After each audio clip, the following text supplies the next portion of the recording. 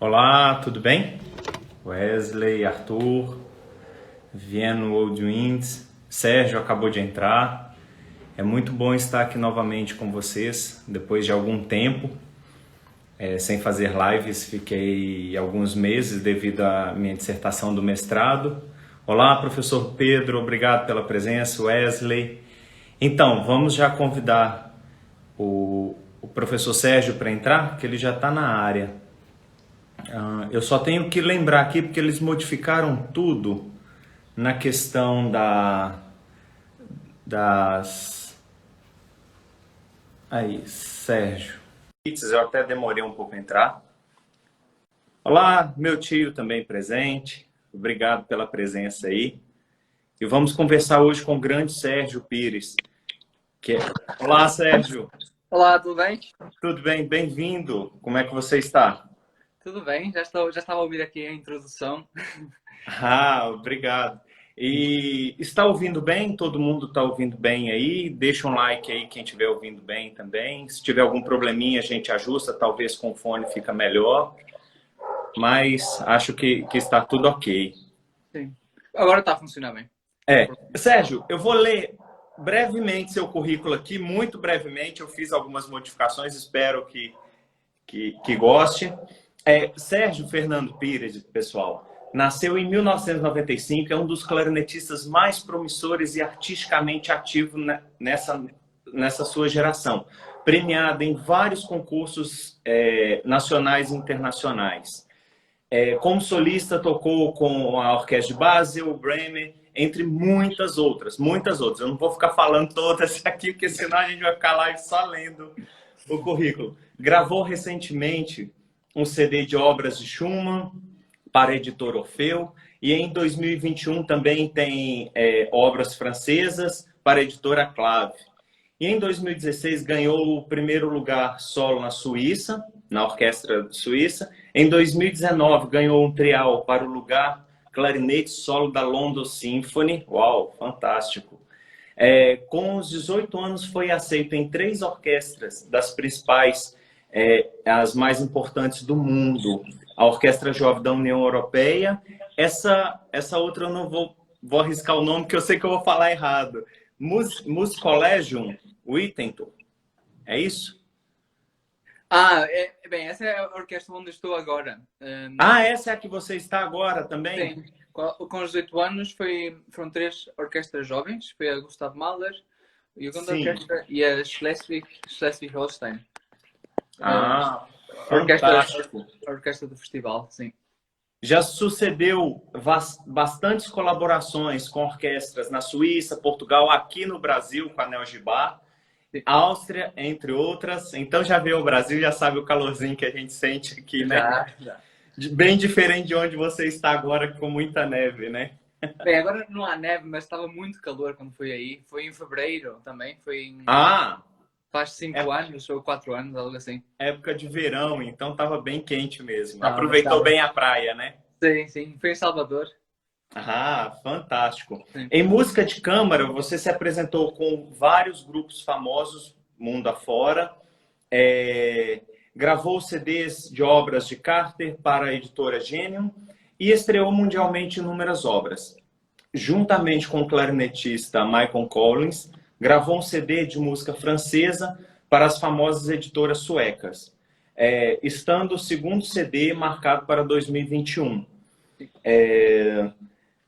Começou seus estudos aos 8 anos de idade, em 2007 ingressou na Academia de Música Valentim Moreira de Sá, em Guimarães, onde estudou na classe do professor Vitor Matos, até 2013. Foi então que ingressou na Hochmusik der Stadt Basel, isso? Sim, na Universidade de Basel, sim. Na Escola de Música de Basel. Fantástico, fantástico. Com um professor brasileiro, François Benda. O François Benda, né? É uma peça icônica também. Eu acho uma pessoa fantástica. Onde terminou licenciatura e 2 mestrados em performance e solista, ambas por distinção máxima. Sérgio é atualmente artista Selmer, toca com os clarinetes Restal, e artista Silverstein, né? Sérgio, muito bem-vindo. Obrigado mesmo, obrigado pela disponibilidade, por você estar podendo ceder um pouco do seu tempo aqui para nós brasileiros, poder conhecer um pouco mais. Eu, particularmente, sou muito seu fã. Ouvi falar de você a primeira vez quando eu cheguei em Portugal em 2017, nas classes. Você já estava em distinção. E a partir de lá eu venho acompanhando. E parabéns Obrigado. pelo grande sucesso.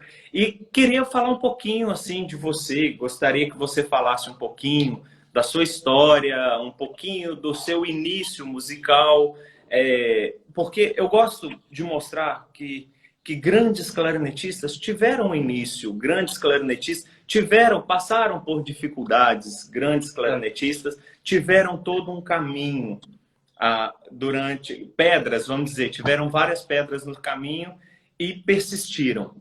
E aí você com a palavra. Bem, obrigado antes de mais pelo convite. É um prazer estar outra vez a falar com o povo brasileiro. E é muito fácil assim, não é? Hoje em dia. E, bem, eu comecei a tocar... antes de mais, se alguém quiser alguma pergunta, fazer alguma pergunta, pode escrever nos comentários e eu tento responder. E o Alfonso também, não é? Sim, sim. Bem, sim, comecei com... Bem, nasci na Suíça, porque os meus pais estavam aqui a trabalhar. E quando eu tinha 8 anos, fomos para Portugal. E porque lá está, como eu estava aqui na Suíça, eu não conhecia ninguém em Portugal, na vila onde eu morava. E então os meus pais queriam que eu e a minha irmã que tivéssemos algum contacto com o povo aí, na região. Então ingressei numa banda de música que, bem, foi praticamente onde toda a gente, ou muitos músicos de sopro, começaram. Também falou com o Carlos há uns meses. O Carlos também foi assim que começou. Na realidade, não somos de regiões muito distantes. Somos todos da região norte de Portugal. E bem, é uma escola incrível para começar, também para conhecer muita gente, para estar no meio. E há músicos incríveis a sair das bandas de música. E começou assim. Eu no início até queria tocar trompete. Só que Tá bem. fiquei com Bem diferente. Sim. E bem, até aos 12 anos não tive um professor.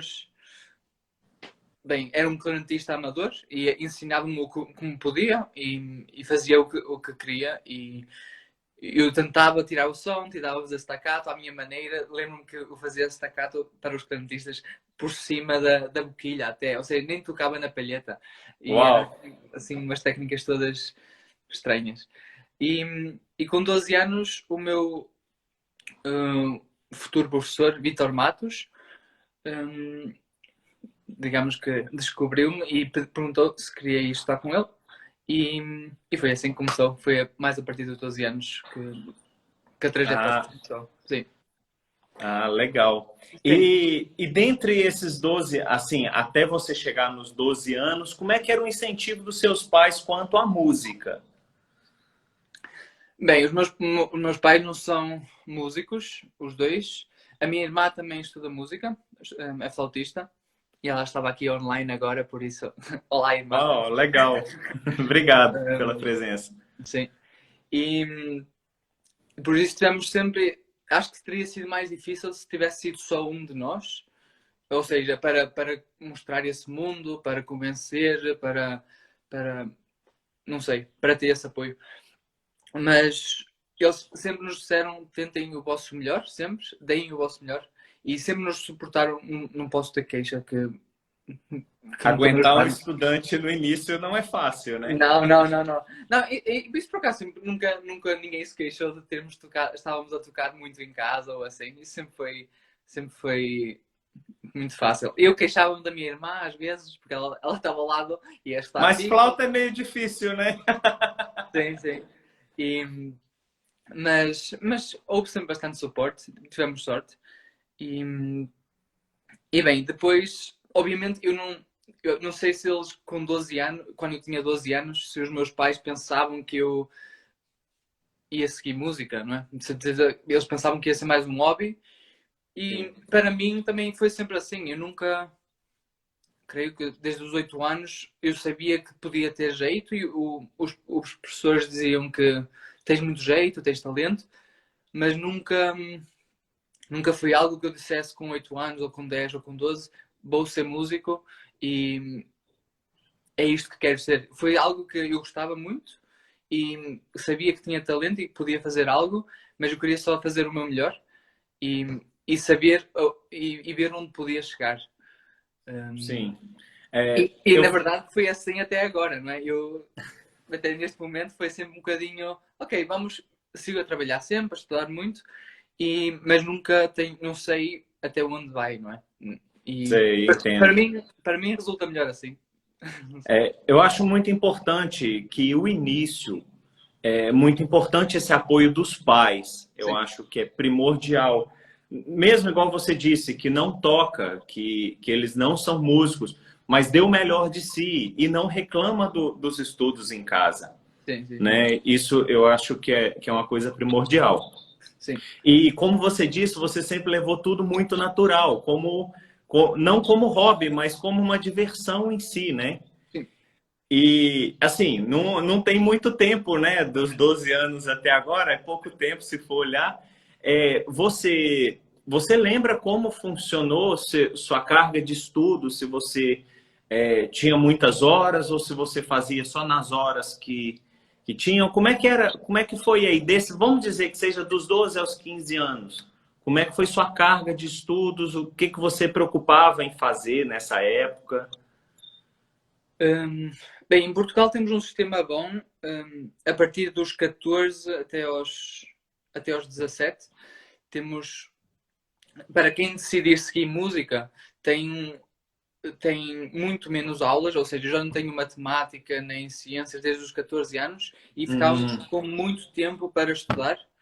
E, bem, eu nunca fui uma pessoa de estudar 5, 6, 7 horas. Eu sempre estudei, não sei, 2, 3. Esse é o que gosto, 2 e meia, 3 é o que eu gosto e que me sinto bem, o que me deixa continuar relaxado e concentrado. Mas o que posso dizer mais que me fez mais diferença para mim foi, pelo menos é assim que eu vejo hoje em dia, dos 12 ou talvez dos 13, 14 até aos digamos 23, foi nunca mudar, ou seja, eu tinha a minha rotina de estudo, essas 3 horas, tinha ainda hoje em dia 45 minutos mais ou menos que faço de exercícios, não sei, notas longas, escalas, uma hora e meia, até se for preciso. E tenho sempre essa rotina e só assim me senti bem. Não importa se depois só estudava 2 horas ou se estudava mais, mas precisava dessa rotina sempre dos 14 até hoje. E acho que foi isso que me ajudou, talvez foi o que me ajudou muito eu nunca consegui, até talvez há 1 ano ou 2 anos, parar durante uma semana, por exemplo. Nunca consegui fazer isso porque não me sentia bem. Eu agora estou a aprender a fazer isso e também nos faz bem à cabeça porque é necessário. Sim. Mas não sei, eu acho que cada um tem de encontrar a sua rotina, a sua ver como se sente melhor. Eu conheço gente que consegue ter alturas onde estuda um pouco menos e quando é necessário estuda 6, 7 horas durante um mês inteiro. Eu não consigo fazer isso porque, não sei, preciso desse hábito de estudo e preciso de que seja algo mais constante. Acho que é isso. Entendi. Então você não tem folga. De segunda a segunda você faz seus estudos, escala, arpejos. Bem, hoje em dia já não sei se é bem assim. Bem, já aprendi também que às vezes faz bem ter um dia livre, às vezes faz bem, não é? Também nas férias, saber aproveitar férias. E também, obviamente, hoje em dia tenho outra carga de trabalho do que tinha há 10 anos ou há 5 anos e por isso também preciso de relaxar um pouco. Mas acho que foi isso. Antigamente, há 10 anos ou algo assim, eu precisava dessa rotina e sentia muito mal quando não a tinha. Sim. É uma fase que todos precisam, né? Sim. Então, assim, eu morei agora 3 anos em Portugal, eu morei lá em Évora, Ah, ok. fiz o curso lá com o professor Luiz Gomes, o mestrado, estou Uhum. terminando agora. E deu para conhecer um pouco, assim, bem da questão de como funcionam as bandas, né? As bandas filarmônicas. No entanto, cheguei a tocar em Braga. Ah, No ok. caso, eu toquei de norte a sul, com várias bandas. Tocamos lá em Amares, Ah, ganhamos o eu estive na concurso. banda da Mares também. Oi? Eu estive na banda da Mares, por acaso. Ah, que legal. Aí, assim, o pessoal lá nota 10. É divertido, gostei muito. Conheci um pouco do sistema, assim, do conservatório É em isso. si de Portugal. E Portugal está sendo um grande celeiro, né, de grandes clarinetistas. Sim. A ponto de vista, você vê que o nível dos clarinetes, eu acho que é o mais alto de Portugal, em todos os instrumentos, de ganhar em concursos, entre outras coisas. Você, igual você disse, que entrou, trabalhava muito essa questão da escala. E quando surgiu aquele primeiro momento de você querer participar de concursos, igual eu até tinha conversado com o Carlos, que aqui no Brasil é difícil a gente querer participar de concurso, porque aqui é muito grande. Então, só a cidade onde eu nasci é 4 vezes maior que Portugal. A cidade não, o estado onde eu Sim. nasci, Minas Gerais. Sim. E é tudo muito caro. E aí na União Europeia fica um pouco mais fácil, passagem de avião um pouco mais barata. E Claro. quando surgiu esse primeiro momento assim de você começar os concursos? Eu acho que tinha o meu primeiro concurso, eu tinha 12 anos e acho que na altura estava o Vítor Fernandes também, que se conhece, de certeza. E Sim. estávamos, acho que estávamos mais ou menos na mesma categoria. E este foi o meu primeiro concurso. E a partir daí, o meu professor sempre me motivou muito a ir para concursos nacionais. Sim, dos 12 aos 14 foi mais concursos nacionais, concurso em Portugal. Não, obviamente que o objetivo era ganhar, mas ele queria que eu apresentasse obras em público e que tivesse essa oportunidade para me apresentar, porque com essa idade também acho que é preciso também habituar-nos a tocar de cor, a conseguir tocar uma obra de início a fim, procurando uma interpretação, que com 12 anos é difícil, mas buscando isso. Sim. E a partir talvez dos 14 anos, 15, comecei a ir para os concursos em Itália, na República Checa, também, onde? Espanha e outros concursos internacionais também em Portugal. E, bem, no fundo acabávamos também sempre por ser as mesmas pessoas nos concursos. Eu lembro-me, era sempre... estava o Carlos Ferreira, bem, o Vítor Fernandes também, estávamos... Esses são a gente de Portugal, mas depois encontrávamos sempre os outros de outros países. O Giovanni Punzi também estava quase sempre nesses concursos. Sim. Depois acaba de ser também, não sei se havia ténis, mas no ténis também há sempre aquele grupo que está na Tour e vão sempre para todos os campeonatos. Sim, E acaba sim. sempre por ser algo parecido. E também foi isso sempre que me cativou muito nos concursos, ver o nível dos outros clarinetistas nos outros países, para saber se estou bem encaminhado, se devo estudar mais, se tenho que continuar assim o trabalho. Ver isso assim. Entendi. Mas foi num desses concursos que eu conheci o François Benda, em Itália, quando tinha 14 anos, penso eu. E depois voltei a ir ao concurso com 17, e aí ele disse-me para ir estudar com ele. E foi a sorte que tive, porque nunca tive a ideia de voltar para a Suíça para estudar o clarinete. Então ele abriu aí uma porta e estou até hoje muito agradecido por isso, obviamente. Ah, que legal. Ele é grande. Eu conheço vários clarinetistas aqui no Brasil que estudaram com ele e a gente sempre acompanha o trabalho. Eu acho fantástico, né? Ele para mim, é um dos maiores do mundo como professor e clarinetista também. E nesses concursos, assim, você disse que era muito importante nessa questão de você ver os níveis. E o que você mais preocupava? em decorar a obra ou interpretar a obra? E quando você decorava, qual o processo que você estava usando nessa época? Estamos ainda falando lá de trás, tá? Eu acho que é um início, porque tudo tem uma base, tudo precisa de uma base. E quando essa base é bem estruturada, o caminho fica mais fácil Sim. depois.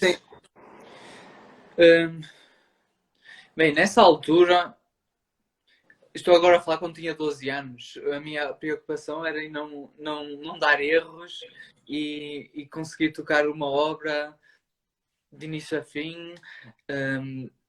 Não, por vezes já tinha tocado de memória, não sei, a última ronda ou algo assim, o concerto de Stamitz, por exemplo, o terceiro concerto. E obviamente que com 12 anos a preocupação é tentar fazer música, mas não tinha ideia do que era uma frase, do que era. Ou seja, pensava que tinha, não é? Hoje em dia a minha interpretação já é muito diferente, obviamente. Mas nunca separei, acho que nunca separei tentar só aprender a tocar de memória e tocar obras só de memória e não me preocupar com o resto, ou só preocupar-me com a música e não me preocupar-me com a parte técnica também. Tentei sempre juntar as duas coisas desde o início, obviamente com técnicas diferentes, e hoje em dia eu acho que se começarmos muito cedo a tocar, a aprender muitas obras, a tocar de memória, a aprender a libertar do papel, no futuro também, não sei se acontece algo no nosso cérebro ou algo assim, mas acho que é muito mais fácil depois aprender a tocar, a libertar da partitura. E, bem, hoje em dia, como aprendo, enquanto estudo, muitas vezes estudo sem a partitura, estou na sala e toco as obras, toco as passagens de memória e se me esqueço vou ao papel e vejo como é, mas tento sempre estudar sem a partitura, quase. Não sei, foi algo que me habituei. Um, e quando se vou sempre estudando, a certo ponto está de memória e nem sei quase como. Ou seja, obviamente, se for uma obra contemporânea, se for Bach, ou se for Denisov, ou se for, não sei, uma sequência de Berio, não posso fazer assim. Tem de ser diferente a maneira como aprendo memória. Mas, mesmo no concerto de Nielsen, por exemplo, foi sempre algo bastante natural. Eu lembro-me quando a primeira vez que toquei com a orquestra tinha 18 anos e eu não, eu lembro-me que não consegui tocar a obra de memória e estava a tentar durante talvez 2 meses a aprender de memória e não consegui estar seguro o suficiente para tocar de memória. E agora toquei outra vez há 1 ano ou 2 anos e, e praticamente não tive de fazer esse trabalho. A obra estava de memória só de estudar e acho que Sim. algo muda a certo ponto. Ou seja, não tento aprender nota por nota, mas tento encontrar uma estrutura em geral. Ah, entendi. Você, pelo que você falou, você primeiro foi solista e depois foi músico de orquestra, né? Porque você aos 12 anos já estava solando Stamitz junto. E como é que foi isso? Quando você entrou à orquestra como músico de naipe, qual foi a primeira vez assim? Como é que foi a experiência? Lembra da sua sensação dessa primeira apresentação? Bem, obviamente, quando tinha 12 anos, fui num concurso que toquei esse concerto com a orquestra. A primeira vez foi, não sei, tinha 14 anos, toquei Rossini, mas nunca foi algo que eu estivesse a perseguir, que foi ser solista ou algo assim. Não, lá está, como tinha dito, foi sempre algo bastante natural e ia fazendo o que me aparecia e para o que me convidavam e assim. Tentava só trabalhar para melhorar. E, assim, a primeira vez que toquei em orquestra, primeiro foram aquelas orquestras jovens, a Orquestra União Europeia, a Orquestra da Gustav Mahler. Isso com quantos anos? 18 que tinha. 18, né? Sim. E depois eu lembro-me que, enquanto estava a estudar em Basel, a classe era muito focada em fazer audições e toda a gente se motivava para fazer audições para orquestras profissionais. E, e quando eu lembro que havia uma audição para clarinete solo na Sinfónica de Basel, e eu com 18 anos pensei, ok, eu não tenho chance nenhuma, e porque iria ser a minha primeira audição, eu tenho 18 anos, nunca fiz, não sei como me preparar, não sei, os outros são muito melhores do que eu. E depois convenci-me simplesmente porque era ali na cidade e era quase uma obrigação, tenho que fazer porque é aqui. E lembro-me que fiz, passei à segunda ronda, quase não acreditava, foi ok. Uau. Comecei a estudar, a preparar-me para a segunda ronda, passei à final e na final era o terceiro andamento do Mozart que eu nem sabia que era preciso estudar. Eu nunca tinha estudado sequer o terceiro andamento do Mozart. Nunca, não conhecia. Então eu basicamente Uau. na final estava com o papel a ler, não conhecia muito bem a parte de piano, não sei, foi assim um caos. Bem, eu pensava que foi um caos, não foi assim muito mal, porque ninguém ganhou ao final. Era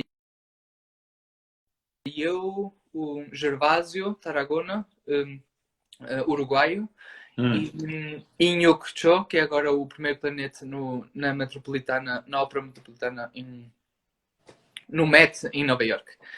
E no final ninguém ganhou o lugar e por ninguém ter ganho, o lugar ficou livre, então convidaram-me mais tarde para fazer alguns programas. E foi aí a primeira vez que toquei numa orquestra profissional, diretamente clarinete solo. E lembro-me que o meu primeiro programa era uma obra de Bernstein, não sei agora o nome, onde começava só clarinete sozinho. Uau. Eu lembro-me, eu normalmente não tenho muito problema de estar nervoso ou assim, mas lembro-me de a mão estava a tremer e eu tinha de encostar a mão aqui assim assim, para não tremer. Era muito, estava com muito medo mesmo. Mas foi assim que começou e desde aí, e bem, depois voltou a haver audição, cheguei outra vez à final, não ganhei, ganhou esse tal coreano, Inyuk. E mais tarde continuei a fazer, fiz mais uma audição em Berna para a Sinfónica, ganhou um da minha classe de Berna e depois ganhei o lugar na minha orquestra, quando foi em 2016, sim. Uau, legal. Eu acho muito, muito legal falar assim, porque você mostra que, mesmo você achando que você não era capaz, você enfrentou. Eu acho que isso falta um pouco, eu vejo em alguns brasileiros aqui, falta um pouco dessa coragem. Eu acho que é muito importante a gente encorajá-los. Mesmo você achando que não está preparado, faça, porque a sua rotina de estudo, até fazer, você já vai ganhar muito. Você já aprende muito. O prêmio é importante, é legal? É, mas não é tudo, Claro, né? E aí depois disso você também se animou mais a fazer outros concursos e agora tem sua cadeira. sim, e acabou por ser uma porta que se abriu que eu não fazia ideia, ou seja, eu não fazia uma ideia que queria estar numa orquestra, que tinha sequer qualidade para estar numa orquestra profissional, que isso podia vir a acontecer tão cedo. E depois fiz e correu bem, estudei muito mais da segunda vez também. E foi de certeza esse estudo com esses anos que agora, por exemplo, me ajudou muito também para fazer a audição em Londres.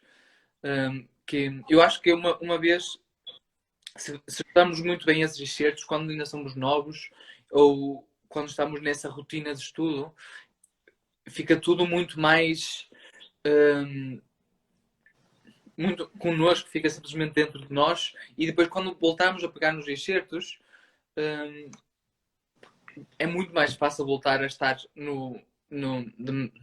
voltar a estar com eles perfeitos, ou seja, foi sempre algo que me ajudou muito. Fico contente por também ter a motivação da classe lá em Basel, que me motivava muito a fazer, a fazer audições. Eu lembro-me que por vezes até o François não estava lá para tocarmos para ele e nós tocávamos entre nós para os excertos e fazíamos quase como uma audição, uma fake audição.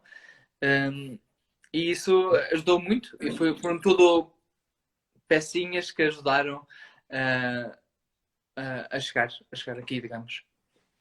Sim.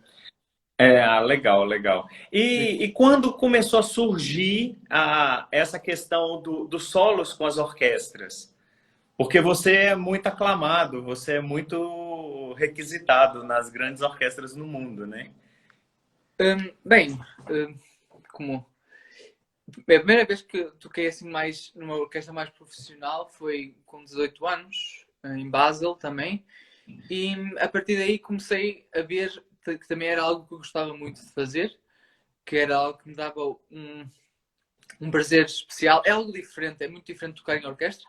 Adoro os dois e acho que não conseguiria viver sem um ou sem o outro. Adoro tocar em orquestra, adoro fazer música com todos. Mas foi algo que tem surgido de maneira também bastante natural, lá está. Eu ganhei alguns concursos, mas nunca não ganhei ARD, não ganhei Geneve, mas sempre gostei de. Sempre que me convidavam para tocar a solo, era algo que eu sempre dava ao máximo e que tentava sempre mostrar a minha alma.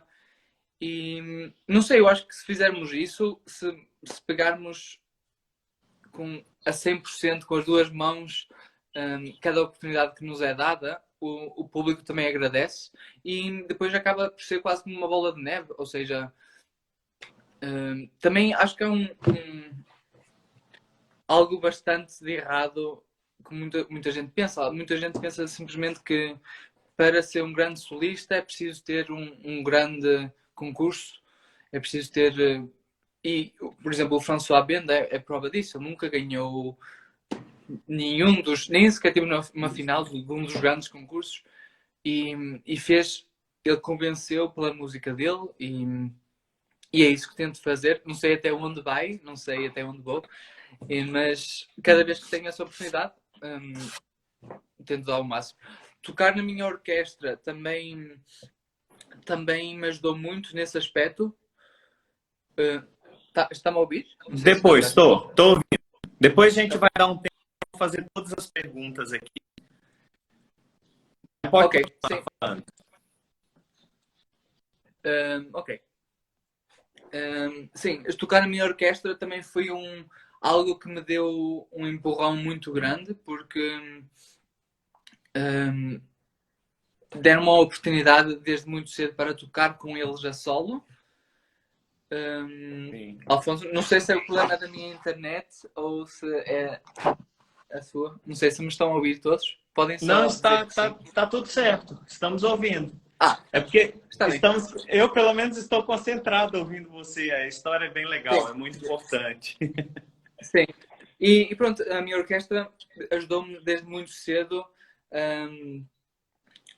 a procurar, a buscar isso também, talvez uma carreira mais a solo, sempre me deram a oportunidade para tocar e a partir daí surgiram outras oportunidades. Eu gravei alguns dos meus concertos, houve algumas agências que me ouviram, que me convidaram depois, algumas orquestras que me ouviram e voltaram a convidar, depois já ter tocado. Não sei, é preciso sempre...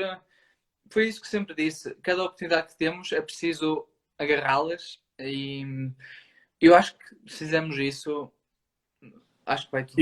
Isso é muito importante, né? Dar o melhor de si. Isso Sim. eu acho que é tudo. E muitas das pessoas eu vejo que querem fazer algo, mas não querem deixar de lado um pouco o Facebook, o Instagram, o WhatsApp. E é muito importante fazer essa diferença de se doar. Você disse aí que é muito diferente ser solista e ser músico de bancada de orquestra. Qual a principal diferença e quais as principais dificuldades você acha que tem que prestar mais atenção, tem que dar mais detalhes? Uma pergunta difícil. Eu acho que simplesmente é uma divisão, uma diferença de responsabilidades. Ou seja, na orquestra tenho muito mais tenho muito mais que trabalhar com o meu colega, com os meus colegas à minha volta, tenho esse dever para com eles. E quando estou a solo, obviamente tenho que ter o mesmo cuidado com detalhes, tenho que buscar algo mais próprio, talvez, mas é algo muito mais pessoal, ou seja, não tenho de ter talvez tanto contacto ou ter esse cuidado para com a orquestra. Obviamente temos de tocar juntos, mas é um trabalho totalmente diferente. Sim. Qual é mais difícil? Eu acho que também varia de pessoa para pessoa. Para mim, tocar a solo é mais fácil. Ou seja, não digo tecnicamente, porque obviamente, tecnicamente, se eu toco um Nielsen ou seja, não sei, um concerto de Penderecki vai ser muito mais difícil que uma sinfonia de Mozart, não é? Mas, tecnicamente, mas sinto-me muito mais confortável e mais livre tocando a solo por não ter esse dever para com... Você pode ser você, né? Sim, sim, é isso. Não... Posso ter a minha personalidade. Sim. Enquanto que... Oi? Pode falar. Sim. Enquanto que se eu estiver na orquestra tenho que ter muito mais... Posso ter a minha personalidade, mas tenho que estar um pouco mais para trás. Mais centrado, né? Sim, sim.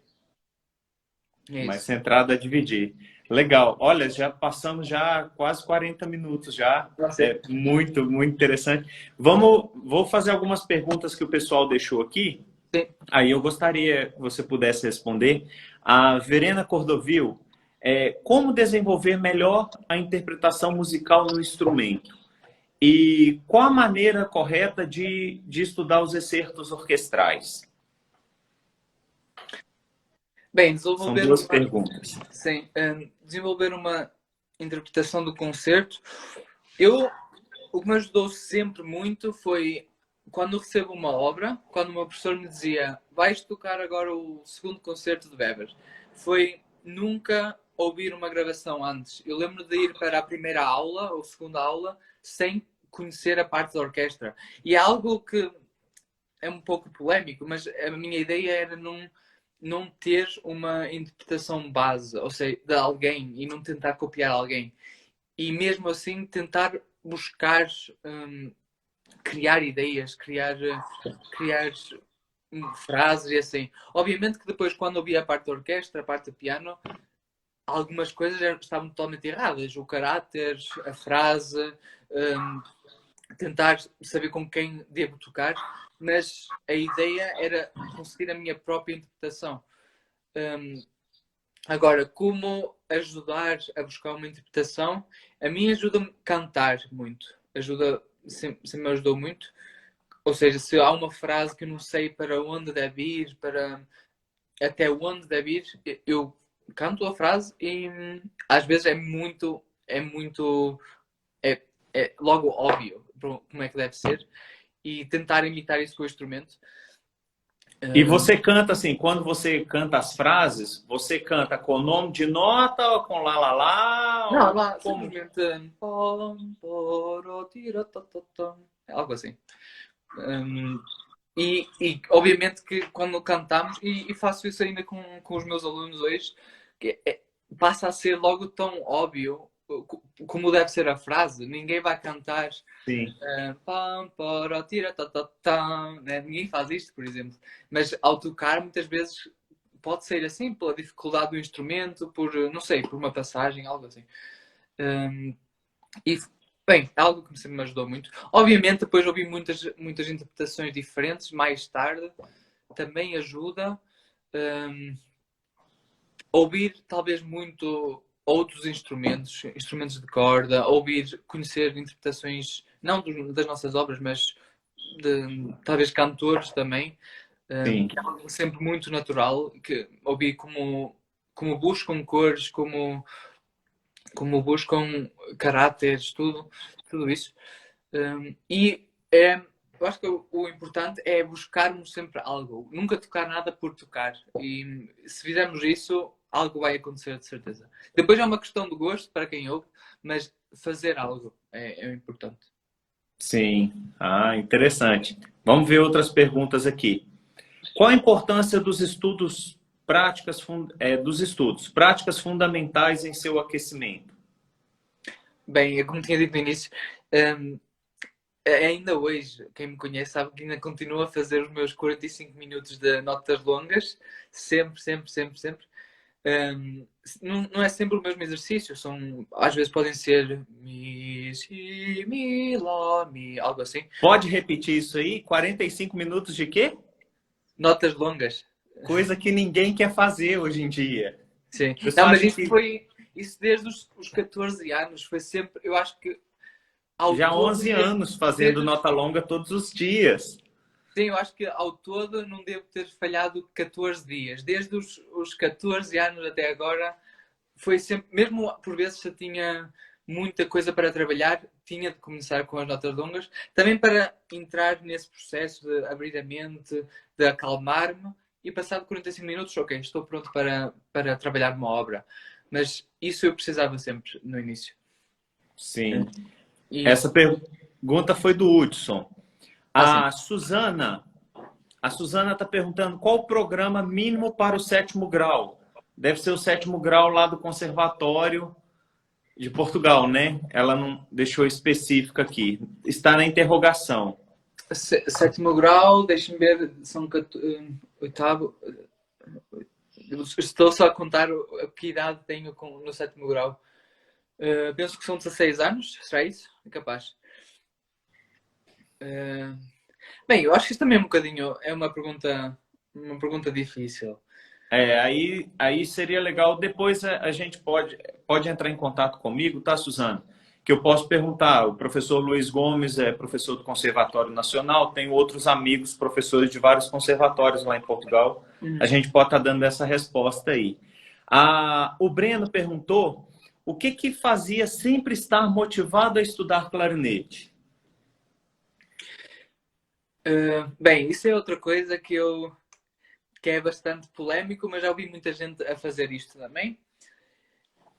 Algo que me ajuda muito é, por exemplo, fazer algo ao mesmo tempo enquanto estou a tocar clarinete, ou seja, associar o estudo a algo bom. Por exemplo, eu gostava de pôr uma série, na televisão, de algo que nunca é algo que nunca vi pela primeira vez, apenas algo que eu gosto muito. Por exemplo, pode ser até Senhor dos Anéis, algo assim, que eu conheço muito bem e não preciso estar atento ao filme, mas é algo que eu gosto muito, que sou um fanático, digamos, e eu sempre ou seja, não estudava sempre com o Senhor dos Anéis ligado, mas, por exemplo, esses 45 minutos de notas longas ou de escalas, tinha essa série na televisão, é algo que eu gostava de fazer, algo que me dava também prazer, e nos dias que a motivação está um pouco em baixo para o clarinete, ter algo que me dá motivação enquanto estou a estudar, acho que acaba por enganar o nosso cérebro e dar-nos também motivação para o instrumento, algo assim. Não sei, a mim sempre me ajudou muito. E não quero com isso dizer que estava 100% concentrado na televisão. Nunca, isso não, isso é errado. Mas digo como 70% no clarinete e 30% a ver o que se está a passar por fora. Sempre, não sei, foi algo que me ajudou muito quando estava... Mas é importante frisar isso que você disse. É algo que você conhecia. Sim. Porque se é algo que você não conhece, você tira a sua atenção também do instrumento. Sim. Não, algo que se conhece muito bem e tinha de ter sempre subtítulos, ou seja, nunca podia ser dobrado, porque não queria estar atento ao áudio da televisão. Podia ser algo só para, por vezes, tirar a concentração, ver um bocadinho da televisão, ok, voltar a fazer notas longas, algo assim. Ajudou-me sempre muito. Sim. Eu gosto de estudar muito nota longa aqui à noite. Eu moro em apartamento entre 10 e meia-noite, muitas das vezes, que eu ligo a televisão. Vizinho nenhum reclama de televisão, mas se você tocar, ele vai reclamar. Então eu ligo a televisão e toco notas longas mais baixo do que o som da televisão, para poder me ajudar nessa resistência. À noite. E o silêncio é complicado. Então aqui, ó, a Mi Castro está perguntando como construir uma rotina de estudo e mantê-la. O que que você indica assim para os iniciantes poder, olha, faça isso todos os dias que você vai ter um resultado? Bem, antes de mais é acreditar que vai haver um resultado, acreditar que isso nos faz mesmo bem. Obviamente que havia dias que eu não queria fazer notas longas ou que não queria estudar, mas eu acreditava que precisava daquilo, precisava. É como um atleta que vai correr ou fazer exercício todos os dias, por exemplo. De certeza que por vezes acorda e está como preguiçoso, mas é lutar contra isso e a certo ponto acho que se torna mais fácil. Agora, algo que pode ajudar durante o estudo hum, é, é não fazer sempre os mesmos exercícios, criar exercícios por nós mesmos, ou seja, pegar numa escala e não costumava tocar por métodos de estudo, simplesmente criava os meus próprios exercícios e tentava fazê-los algo diferente todos os dias. Um, e não sei, manter o estudo também interessante, para que não seja sempre o mesmo. Sim. Entendi. Eles perguntaram aqui qual a marca do seu clarinete, que a gente já falou, mas você poderia repetir aí. E se você gosta de utilizar uma palheta mais dura, mais leve, qual a sensação que você gosta de ter com essa palheta aí? Bem, eu toco um Selmer recital, sempre toquei Selmer desde os 8 anos, por isso eu nunca troquei. Agora, em relação à palheta, eu gosto de tocar com um material que me seja confortável, que não esteja a reforçar, que me deixe estar flexível. Demasiado fraca pode, não sei, comigo não funciona agora muito. Tive uma altura em que tocava com um material muito fraco. Agora, não sei, gosto que seja algo confortável, que obviamente tem de haver um pouco de resistência, mas Sim. algo que me deixe quase cantar livremente, que não esteja a forçar muito. Sim. Sim. E quando você veio no Brasil, sentiu muita diferença com o seu material em relação ao nosso calor aqui? Apesar da sala de concerto ter o ar-condicionado? Ou seja, a diferença nas palhetas, Nas palhetas e no instrumento em si, porque o no instrumento instrumento, muda, né? no instrumento não tem muita diferença, era muito mais úmido, não tem uma diferença enorme. Especialmente em Salvador e com o calor, era uma umidade imensa, o instrumento tinha sempre muita água. As palhetas acho que ficaram um pouco. Penso que ficaram um pouco mais fracas. Tudo o que tinha era um bocadinho mais fraco. Sim. Bem, tive de compensar com outro material um bocadinho, mas Nada que te incomodou. não, nada que me incomodasse demasiado. Talvez no primeiro ou segundo dia, mas depois. Ah, entendi. A Dali perguntou, você já ouviu música colombiana? E se sim, de qual? E se gostou? Música colombiana? É.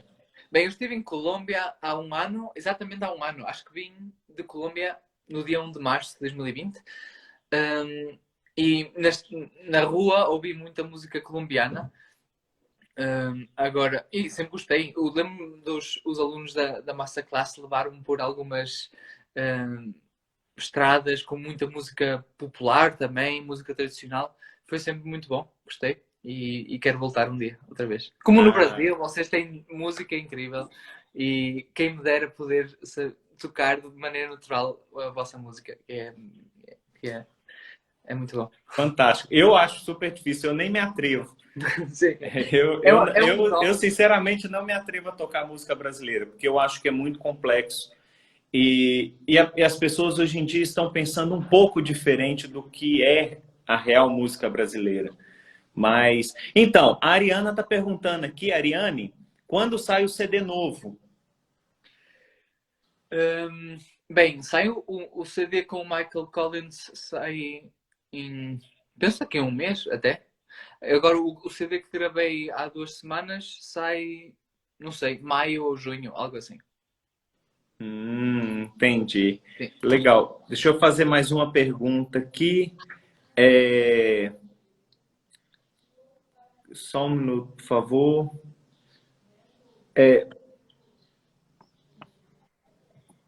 para ele sobre o mestrado, porque ele é professor em Portugal, como ter aula com ele?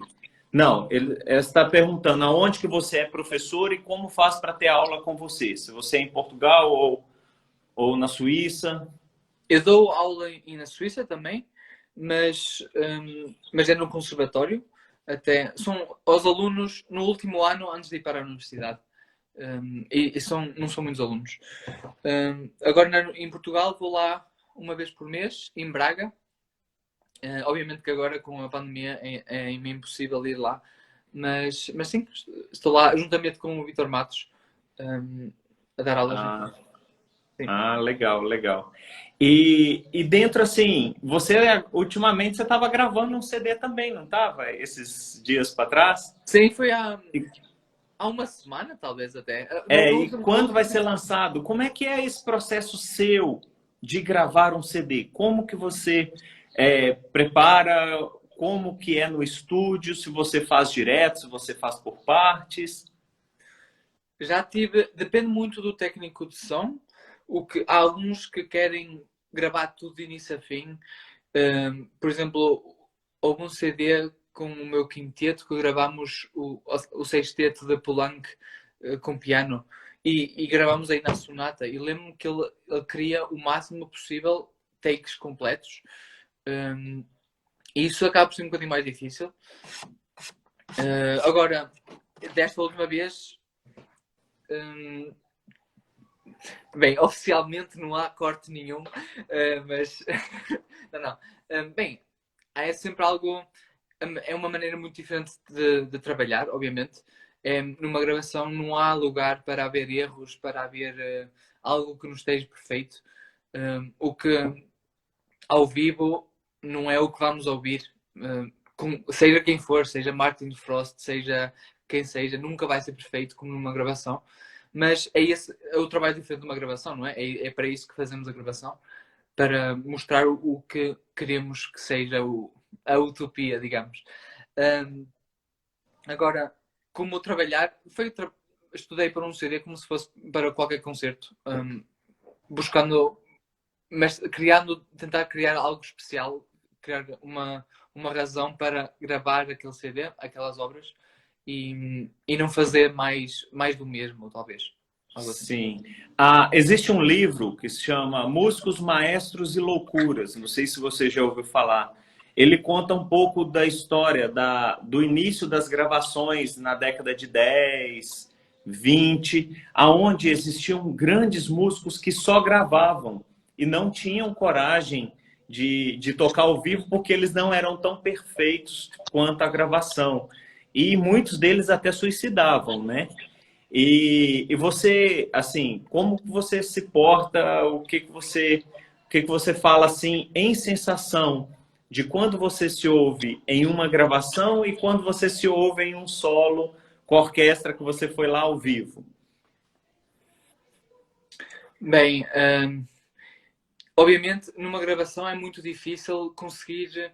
Eu estive a gravar durante 6 ou 7 horas por dia, durante 3 dias, e é difícil manter a energia e o foco como se fosse um concerto com público durante essas 6 horas. E esse entusiasmo é difícil de manter.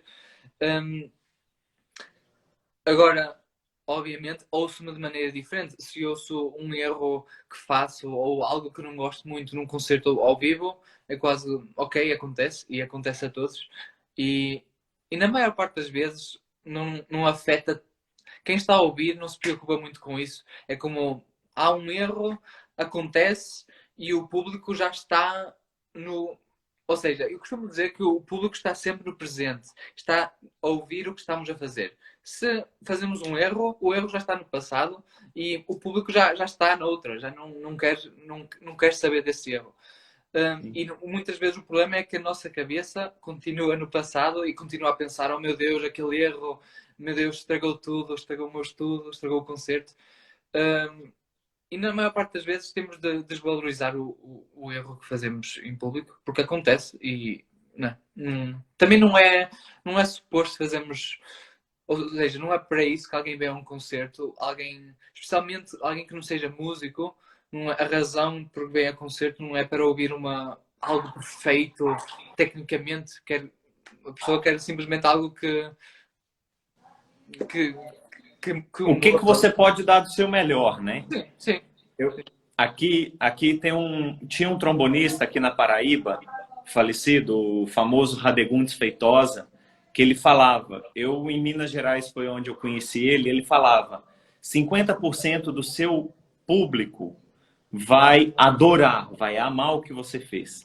35% vai falar assim, foi bom, mas você pode melhorar isso e isso dessa forma. E 15% vai falar que foi horrível, que faria melhor que você. Então isso é normal, né? Sim, sim. Temos de estar conscientes do trabalho que fazemos e, bem, fazer o nosso trabalho e tentar que as pessoas gostem, mas se não gostarem, olha, é algo não levar isso muito pessoal, penso eu. Sim. A Renata aqui perguntou como é que você faz para decorar. Nós já falamos, quando a live vai ficar gravada, aí só voltar o vídeo e aí você vê. O Juan aqui está perguntando sobre as vogais. O que você pensa das vogais nos registros? Se você utiliza, pensa, como que você trabalha? Bem, eu não penso muito nas vogais. Eu sei, conheço esse tipo de trabalho, mas nunca foi algo que eu não fui dessa maneira que eu trabalhei, pelo menos. Eu trabalhei sempre de uma maneira... sempre que ia para o registro grave, tentei buscar algo mais... talvez ar mais frio, mais rápido. E à medida que ia subindo, buscar sempre um legato perfeito, obviamente, e tentar isso talvez com posição da língua diferente, com emissão de ar diferente, o que acaba a ir ao encontro da ideia das vogais. Apenas eu nunca trabalhei assim com a ideia do A, E, I ou algo assim. Conscientemente, né? Sim. Nunca trabalhou sim. conscientemente. Mas a ideia é a mesma, é mudar a emissão de ar, mudar a posição da língua, talvez, em cada registro. A ideia acaba por ir dar ao mesmo. Não toco uma nota grave como toco uma nota de garganta ou algo assim. Não é? Isso... Sei. E você dar aulas de forma remota, por videochamadas? Dei durante a quarentena, dei agora bastante. E, bem, agora os meus alunos em Portugal têm que ouvir gravações e é assim que pode ser agora, sim. E se algum brasileiro tiver interesse em fazer aula com você, ele pode entrar em contato, combinar valores, esse tipo de coisa? Obviamente, com todo o gosto. Ah, que bom, fantástico isso. Olha, já tem 1 hora que a gente está conversando e se você puder dispor de um pouquinho mais de tempo, eu gostaria de terminar essa live e voltar numa próxima, já a gente falando sobre staccato. Sim, claro. Pode ser? Então tá. Pessoal, eu vou cancelar, eu vou baixar aqui agora, vou salvar o vídeo e já a gente volta em poucos segundos, tá? Vai.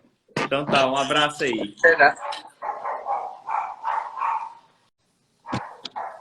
Aí, estamos de volta.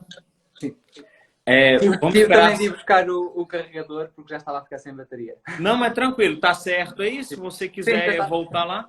Sim, já está tudo bom. Ah, então tá bom. Então, uma das coisas que sempre me impressionou, assim, eu particularmente, sempre tive bastante dificuldade com staccato. É uma coisa que eu sempre estudei incessantemente.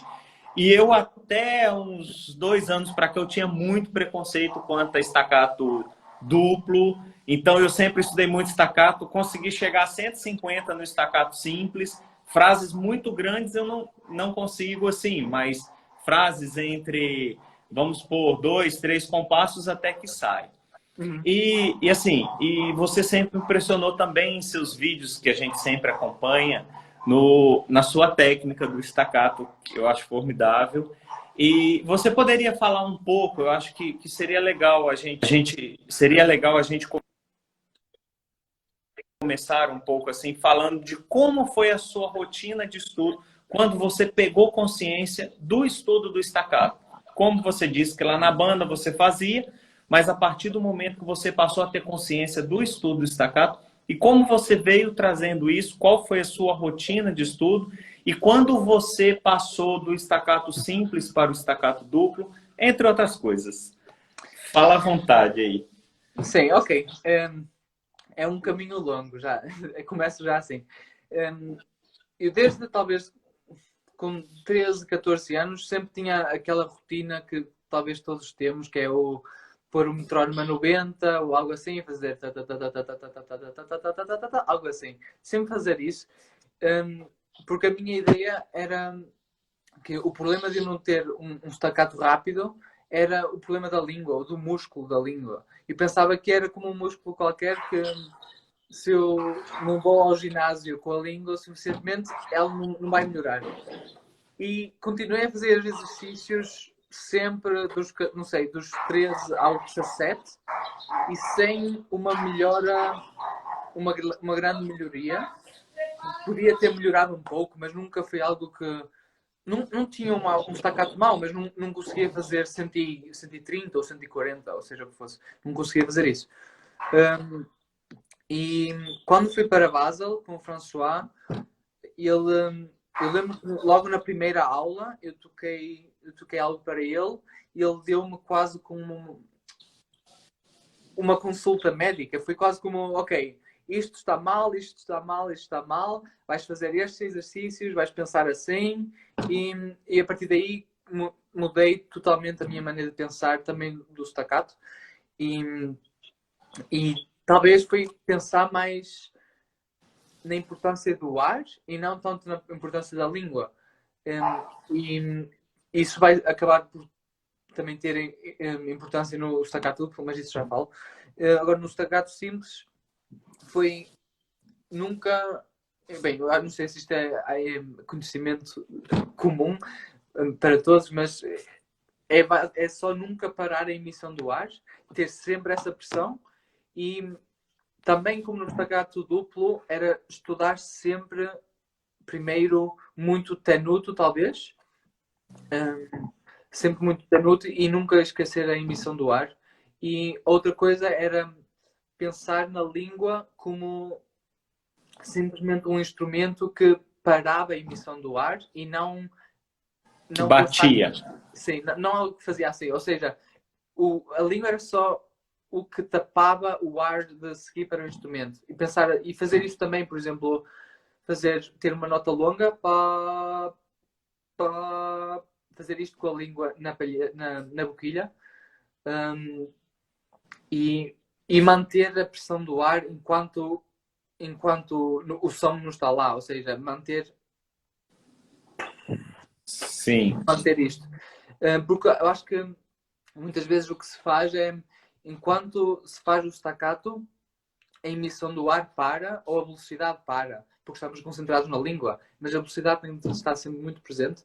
E eu acho que uma vez que conseguimos ter esse controle do ar, ter essa velocidade, essa pressão, vai nos facilitar em tudo, seja no staccato, seja nos legatos, seja na mudança de registro. E é incrível, mas quase sempre que tive um problema técnico, que não fosse técnica de dedos, mas algo, não sei, um legato ou algo assim, o problema é sempre, ou quase sempre o ar. E seja com o staccato, seja com o que for, é sempre algo que temos de pensar e dar muita mais atenção. E você pensa alguma parte em específica da língua, ponta, parte medial superior, inferior? Bem, isso bem, o problema disso é que temos todas anatomias muito diferentes e eu não posso dizer alguém que tenha 1,50 m ou que tenha uma língua maior ou mais pequena para que toque exatamente como eu quero ou como eu toco. É muito diferente, não sei. Eu sei que o meu professor, o François, sempre tocou de maneira muito diferente, em posição da língua diferente até, porque ele tem 2,5 m ou algo assim, é muito maior que eu. Eu tenho uma língua, em comparação, tenho bastante pequena ou seja, tocamos todos de maneira diferente. Eu acho que o importante é que encontremos algo que nos seja confortável, que não seja antinatural, digamos. Acho que pelo menos foi assim que sempre tentei pensar. Eu posso dizer como eu toco, mas não quer dizer que eu sei que com muita gente não funciona, porque temos Sim. simplesmente anatomias diferentes. Sim. Então, deixa eu modificar a pergunta. Em Sim. questão da vibração, a vibração no grave, as ondas sinoidais no grave são mais longas. As ondas no agudo são muito mais rápido e à medida que vai mudando. Você, naturalmente, modifica, talvez, o peso da língua, ponto de contato, em tocar no grave ou tocar no agudo, independente qual seja ele. Ou você pensa do mesmo jeito do grave ou agudo? Não, isso é verdade, isso é diferente. Eu, à medida que subo, que vou para o registro agudo, tenho tendência a tocar mais com a. Não é a ponta da língua, eu nunca uso a ponta, mas mais a parte da frente da língua. Na parte. Mas são diferenças de milímetros, talvez, ou talvez 1 centímetro, algo assim, não sei. Mas é uma. E quando vou para o registro grave, tenho tendência a usar mais a parte de dentro da língua. Uh, Especialmente se for algo mais duro, aí sim. Mas lá está, eu já toquei de maneiras muito diferentes, já toquei talvez mais assim, já toquei mais assim, e isso também sempre alterou a maneira como eu fiz staccato.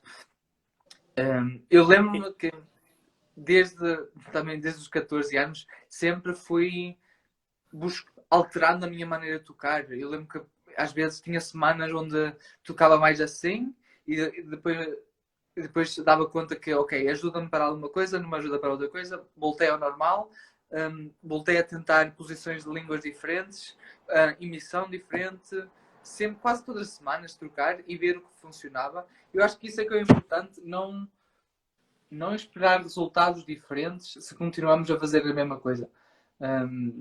Ou seja, ir tentando a ver o que é melhor para nós. E algo depois, nota-se logo a diferença. Assim que mudamos algo e o resultado é quase instantâneo. E depois é buscar esse caminho. Sim, você poderia, tanto no staccato simples, porque eu fico vendo as pessoas hoje em dia estão muito fissuradas em tocar rápido, estão muito fissuradas em tocar staccatos rapidíssimos e não tem uma base, e não existe nenhuma base do staccato simples. Então, assim, você poderia indicar um estudo diário, simples diário, que as pessoas façam para ter uma consolidação nesse staccato simples e, após, que estudo deve fazer para consolidar esse staccato duplo. E aí, só complementando aqui, o Juan disse que ele sente que manter o foco no A do staccato fica muito tenuto. Fica ótimo para alguns estilos, mas às vezes fica muito longa a articulação. Então, para a pessoa depois conseguir fazer esse staccato duplo, bem articulado, o que você indica aí desses estudos? Ok, são 3 perguntas diferentes, não é? Eu Sim, vou começar por esta última.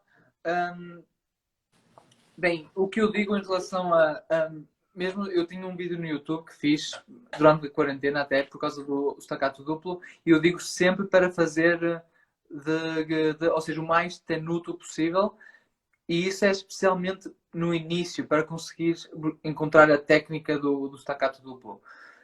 Assim que tivermos isso, que entendermos a ideia do staccato duplo, que o ar nunca pode parar, também que nunca podemos fechar isto, a garganta e tudo, podemos pensar talvez mais se for necessário para alguma obra, para o que seja,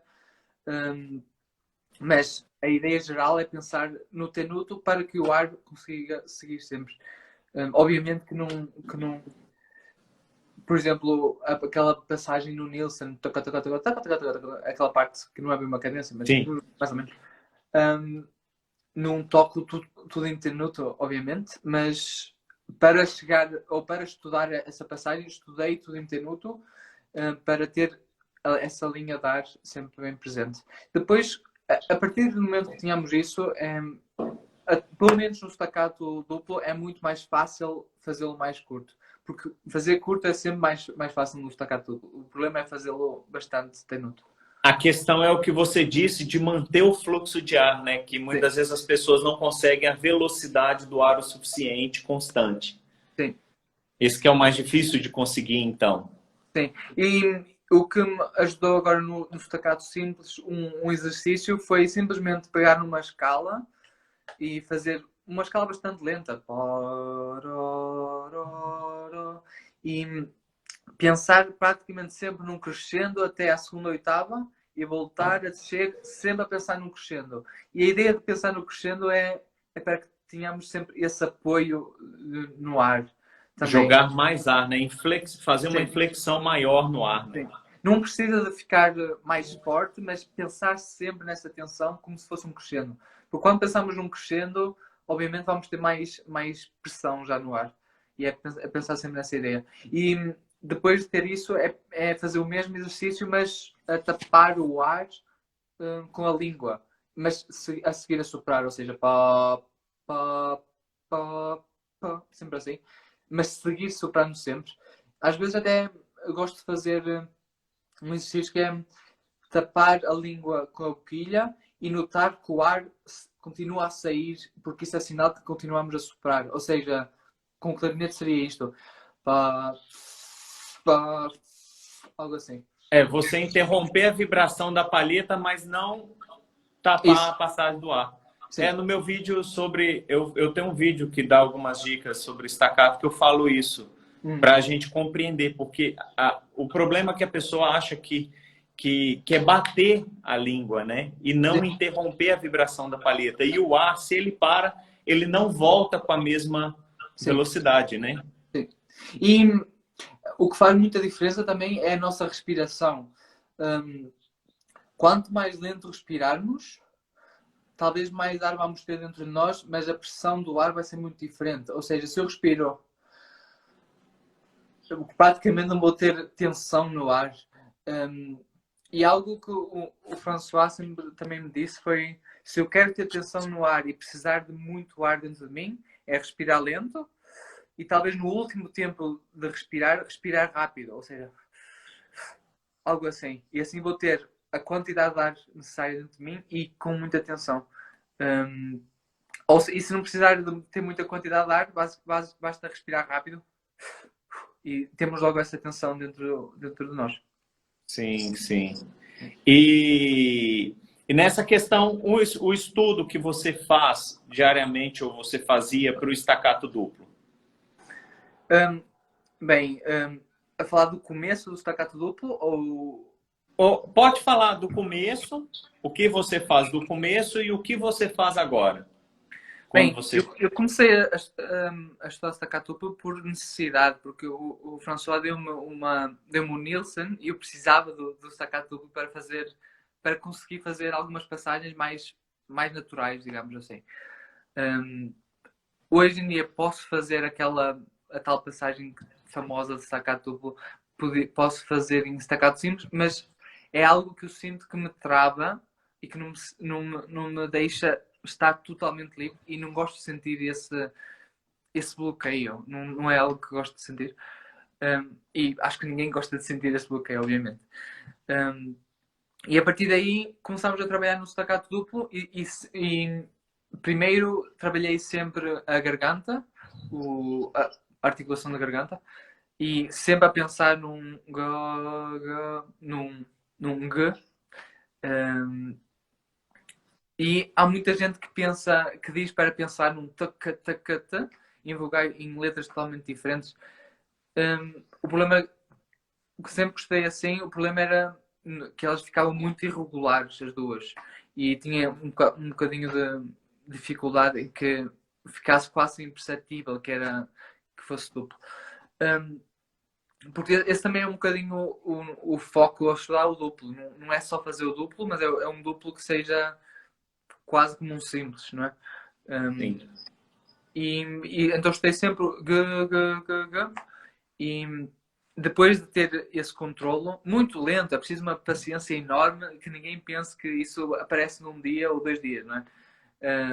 é primeiro talvez 2 tempos, pensar mesmo no processo inteiro. E depois começar a adicionar o e sempre que não funcionava, voltar atrás, com o tempo, a sempre pensar no ar também e nunca fechar nada dentro de nós, na circulação do ar.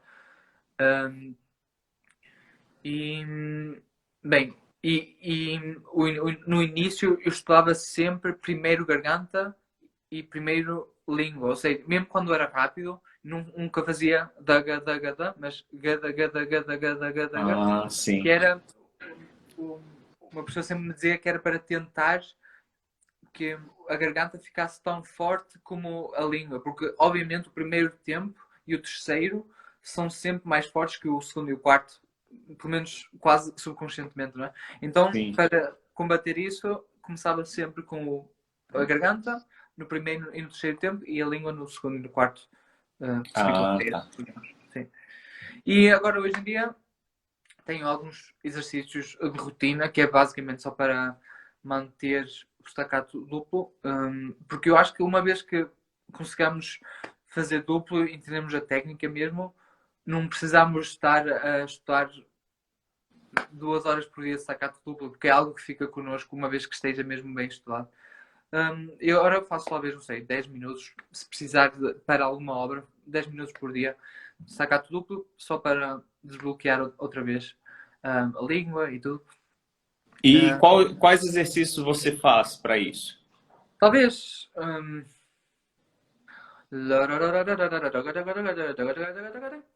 escalas, ou seja, ir até dó, ré, mi, fá, sol, fá, mi, ré, dó, ré, mi, fá, sol, lá, si, dó, ré, dó, si, lá, sol, fá, mi, ré, dó, algo assim.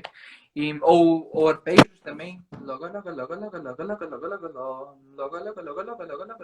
Em todas as tonalidades. Entendi. Começar lento e encontrar um tempo depois que seja confortável. Costumo estar nos 150, algo assim, que não estou sempre ao mais rápido possível, porque também não é esse o objetivo do staccato duplo, é para que nos facilite. Aliás, nem há obras que nos peçam staccato a 170, basicamente, não há isso Sim. no nosso repertório. Ou seja, o objetivo é ter um duplo bom e que possamos utilizar quando for necessário para o que seja, para que torne tudo mais confortável. Sim. E no caso, uma palheta um pouco mais branda do que o costume, você faz um estacato duplo melhor? Ou você não pensa nisso? Na verdade, ajuda mais uma palheta mais forte, especialmente no registro mais agudo. Ajuda-me uma palheta mais forte, porque vou ter muita mais tensão, ou seja, vou precisar de muita mais tensão de ar. Ouvi gente que prefere palheta mais branda. Não sei, lá está. Eu acho que depois também depende muito da maneira como fizermos, ou também do instrumento que temos, ou do material, da boquilha, de tudo. Para mim resulta algo mais forte, sim. E aí, assim, todo mundo quando vê o estacato já pensa língua, já pensa, e o real mesmo é a velocidade do ar. E que estudo que você passa para as pessoas poderem aumentar essa pressão de ar, aumentar essa velocidade de ar, fazer com que ele fique mais constante e saia cada vez mais rápido? No staccato duplo? Não, no ar em si. Bem, No ar.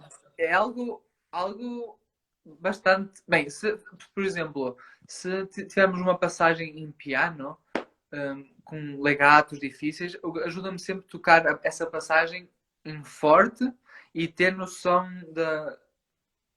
da pressão que estamos a fazer, da velocidade de ar e tentar copiar isso num piano. Porque acontece muitas vezes quando estamos a tocar piano, o ar está quase morto, não é? Está basicamente. E a tensão tem talvez de ser ainda maior quando estamos a tocar piano. E então pensar como se fosse um forte. Ou como eu tinha dito no início, pensar sempre num crescendo, pensar.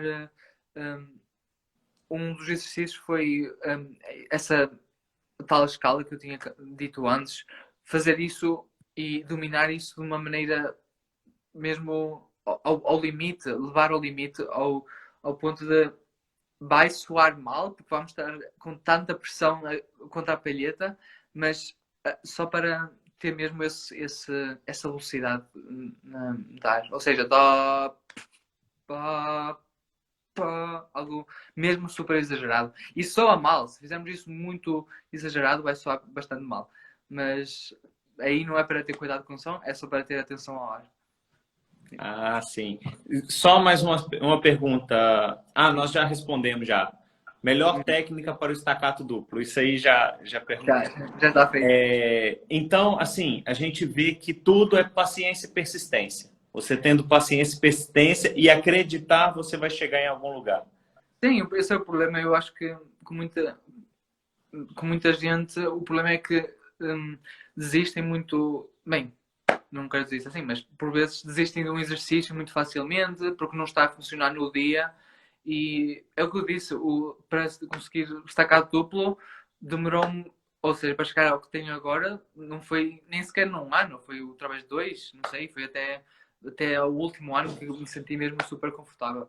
É algo que é um processo enorme, e eu acho que o importante é ter a base certa e não querer, por exemplo, quando estamos a trabalhar staccato, vou dizer agora staccato duplo porque é o que estamos a falar, não querer saltar etapas, porque ter sempre uma atenção enorme ao processo inteiro, porque vai nos custar algum tempo no início, mas vai nos poupar muito tempo no futuro e não vamos ter de pensar mais nisso no futuro. Sim. Sérgio, eu gostaria de agradecer a você, assim, estou muito lisonjeado com essa nossa conversa. Uma coisa que eu sempre falo, que eu busco nessas lives, são clarinetistas excepcionais com um coração enorme, pessoas do bem, pessoas que dão atenção ao próximo, independente do nível que tá. Você é um dos mais promissores jovens que nós temos aí, e ainda vai ter muitas alegrias para a gente sempre vai estar acompanhando. Parabéns pelo grande ser humano que é, acima do grande clarinetista, viu? E obrigado. Eu acho que nós brasileiros aqui agradecemos muito pela live. Pode contar com a gente sempre que precisar, estamos sempre aí. E quem sabe um dia você voltar aqui ao Brasil. Vamos esperar essa pandemia passar, essas coisas passarem. Você está aqui com a gente. Praia, água do mar quente, nada de gelado, uma água de coco bem gelada. Não, obrigado.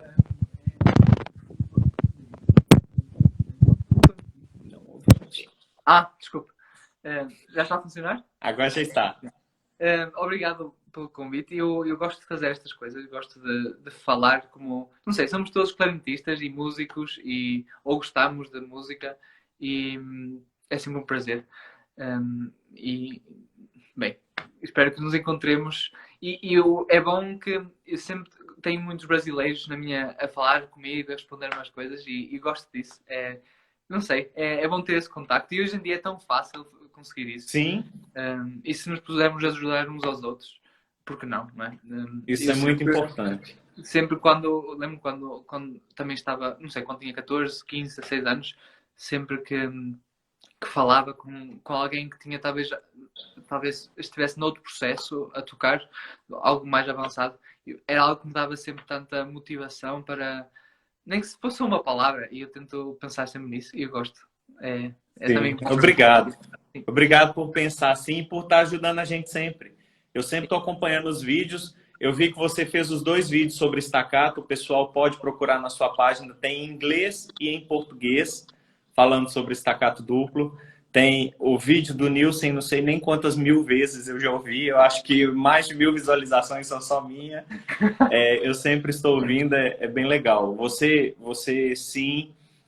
incentiva a gente a querer estudar mais e mostrar que todos podem chegar a algum lugar, né? Parabéns aí, muitíssimo obrigado, e deixe suas considerações finais aí para o pessoal que ficou com a gente até agora. Obrigado pela presença de todos. Sim, obrigado a todos por ouvirem. Vi muita gente que conheço também do Instagram e tudo assim. É bom ver que estão presentes. E sempre que precisarem de algo, se puder ajudar, escrever. E assim que puder, eu respondo sempre, obviamente. Sim. E vemo-nos pelo mundo, assim que a pandemia parar. uh, Num concerto, num festival, não sei. Ou de férias, algo assim. Se alguém vier à Suíça ou a Portugal, ou algo assim. Vemo-nos de certeza. Um dia a gente se esbarra por aí. Sim. Eu tenho que voltar a Portugal agora porque eu tenho que fazer minha defesa, né? Talvez abril ou maio, estamos por aí. Ah, bem. É Évora, não Tá? é? É a Évora. Bem, É do outro lado. é do outro lado, é um bocadinho mais a sul, mas, É, bem, em distância relativamente ao Brasil, não é nada, não é? é perto. É ali. É ali. Sim. Então tá bom, Sérgio. Muitíssimo obrigado. Um grande Obrigado. abraço aí. Fica com Deus. Abraço a todos. Tchau, tchau. Tchau.